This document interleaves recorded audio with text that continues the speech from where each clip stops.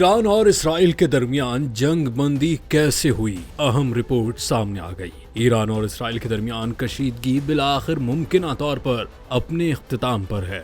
دونوں ممالک کے درمیان جنگ بندی کیسے ہوئی، جس کے بعد معاملہ آخری مراحل تک آ پہنچا؟ یہ مراحل کب اور کیسے پورے کیے گئے؟ اس سلسلے میں امریکی صدر ڈونلڈ ٹرمپ اور قطر کے امیر شیخ محمد بن عبد الرحمن ثانی نے اہم کردار ادا کیا۔ اس حوالے سے وائٹ ہاؤس کے ایک اعلیٰ عہدیدار نے بتایا ہے کہ امریکہ کے نائب صدر جیری وینس، وزیر خارجہ مارکو روبیو اور امریکی صدر کے مشرق وسطیٰ کے لیے خصوصی ایلچی اسٹیو وٹکوف نے ایرانی حکام سے براہ راست اور بالواسطہ گفتگو کی تھی۔ وائٹ ہاؤس عہدیدار کے مطابق اس سے قبل اسرائیلی حکام سے بھی رابطہ کیا گیا۔ اسرائیل نے اتفاق کیا کہ اگر ایران نے مزید حملے نہیں کیے تو وہ جنگ بندی کے لیے تیار ہے۔ وائٹ ہاؤس عہدیدار نے بتایا کہ رابطہ کرنے پر ایران نے امریکہ کو اشارہ دیا کہ وہ مزید حملے نہیں کرے گا۔